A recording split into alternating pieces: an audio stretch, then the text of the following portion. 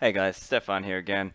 This video is about Bitcoin for the right reasons. So I think there's a bit of a phenomenon now where you're seeing some people who got into Bitcoin earlier on who might have gotten into it for the wrong reasons and thus don't fully understand what is important to preserve about Bitcoin. And so in doing so, I think they're committing an error in that they're looking at it too much like it's a technology to be improved rather than understanding that this is, yes, there's some level of technology competition, but it's really more about the monetary competition, the components of money and what make it worthwhile to hold. So let's just flick into screen share now, and I'll just give you an example. So this guy, Eric Finman. Now, I think in this case, it could have been a bit editorialized, but essentially, this article is talking about how he wants to create an alternative to the corrupt world of cryptocurrency. I'm just kind of using it as an example just to talk through some of the points, although I don't know exactly what he's trying to do, whether he's trying to start his own new coin or so on. But in any case, some of the points he makes here are about Bitcoin's price volatility, Bitcoin's transaction fees currently, the massive amounts of electricity to mine, and the difficulty to use in terms of wallet software. So I think what we have to do is really look at this more like a money. And the problem with the price volatility point is we can't centrally design this currency to smoothly go up. It's necessarily going to have cycles. It might have kind of impulse or hype cycles and then come back to a new price floor and then up and have another hype cycle and then back to a new price floor. But it seems that over the last 9 years or whatever, that Bitcoin has pretty much gone up to a new level, and then the new price floor is pretty much higher each time. So it's obviously it might superficially look nice to an investor that, oh, it's steadily going up, that makes it better for me to put my money into, but in practice that's not the way it's going to work. And you couldn't have it any other way unless you were going to centrally plan it, but that's again antithetical to the whole point of Bitcoin, which is about not having a central bank and not having a central planner. So there you go on that point. In terms of, oh, sorry, one other point with the volatility. The other point that you often hear coming up is people saying, oh, Bitcoin could be so much more. Why would anyone spend it now? And to that, as the sort of Bitcoin maximalist view, I would agree. It's a bad idea to spend your Bitcoin to buy things right now unless you really, really need that. And I think to help illustrate this, you've got to view this more like it's an S-curve adoption. So you've got to think of it more like in this start phase, it's going to be seen more like an inflation hedge and a bit of a store of value, and just a way for people to kind of store their wealth outside of the standard banking system. And only once we kind of get up towards the top of that S-curve are we going to see Bitcoin being used more as a common medium of exchange. So in the meantime, while we're waiting for this, like we're here, we're so early in the process that it's just outrageous. People just don't kind of appreciate that point. But in any case, how Bitcoin maximalists believe this will play out is people will hold the good money and try to spend the bad money.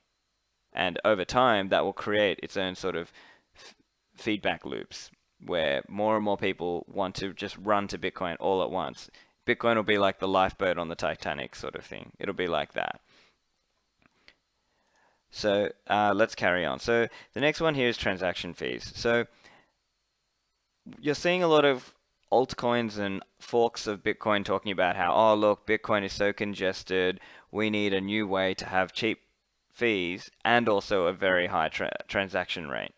But the problem is Bitcoin's design is about censorship resistance and decentralization.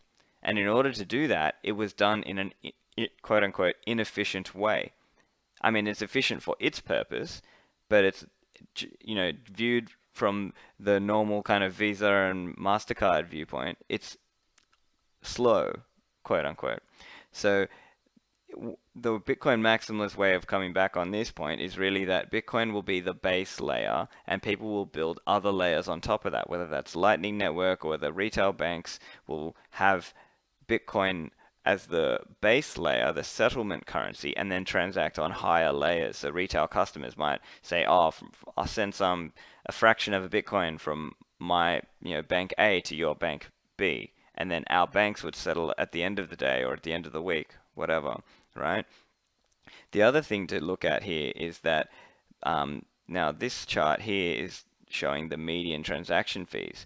And so this is measured in US dollars, right? But don't forget that over this time, Bitcoin has risen dramatically, right? It went from something like $1 to now, today, around $11,000. Now, this is the transaction fee, not the actual Bitcoin price. But you can see recently there was a bit of a massive spike in terms of transaction fees, and that was potentially there were spam attacks happening on the network, or potentially less people were using on-chain transactions. I think potentially there were some spam attacks going on. But in any case, the mempool now has come down a lot in the recent days. So yeah, I think ultimately transactions will happen on the layers above Bitcoin. The next thing here is the point about how Bitcoin takes so much electricity to mine, but ultimately Bitcoin's proof of work concept, it's important in that it proves to investors and people who want to store their value in Bitcoin that Bitcoin is costly to fake and is costly to rewrite that transaction ledger. Because ultimately, Bitcoin needs to be able to credibly demonstrate to the outside world that, hey, you can put money into Bitcoin and some other guy won't be able to quickly or cheaply rewrite the transaction history to maybe give themselves the Bitcoins or to invalidate the transactions that you had made prior. So it's sort of like in nature this concept of the costly signal. So, like the horns of an antler or the size of a peacock tail, that all other things equal makes it harder for that animal to survive. However, in doing so, it's a costly signal, and in doing so, the fact that the animal can survive despite that costly signal is sort of an indicator of strength. And in a similar way, Bitcoin is sort of like that. So ultimately, you've got to come back to the concept that sound money is worth it. So even if it takes a massive amount of electricity, you've got to consider what the alternative is a world without sound money. And without sound money, you can't build a lot of other nice things that we want to have, such as the ability to have a more well advanced and developed capital structure, which can only come when people feel safe to save and invest for the long run. Because if you don't feel comfortable to save and invest for the long run, then you might try and live for today. And that's kind of that distinction of the YOLO generation versus the generation that really plans out and thinks out for the long run. So I think those are some of the key points. Here, we'll just cover at this point here as well, where he's talking about, okay, it's difficult to use. And I think ultimately that's going to come down to time. We are very much in the early adopter phase, or possibly even the innovators phase, before we've even gotten to that. So the innovators phase is like that first 2.5% on the S curve. So we are way early in this. So in the future, it will just be it'll happen all behind the scenes for most people, in the same way that the average person now doesn't run their own email server. They just log on to their Gmail or their whatever other email service, and that service handles all the details in the background. Same way with Bitcoin. It'll be the same thing. So I think what I'm trying to get to here is you need to understand the right reasons to be bullish on Bitcoin. And if you don't understand those reasons, you might have sold out too early. You might have bought it at $10, but then you might have sold at $100 instead of selling at $11,000, which is the price today. So you've got to keep those things in mind. And I think the other thing is you've got to consider the sort of clash of visions, right? There are some people out there who believe that, Bitcoin should be used as a currency right now. Whereas I believe Bitcoin is not necessarily the best thing to use for a currency right now.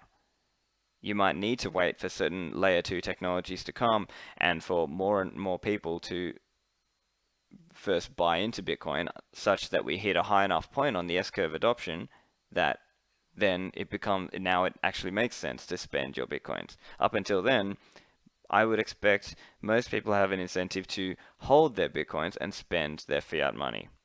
So hopefully that helps illuminate things for you guys. Thanks.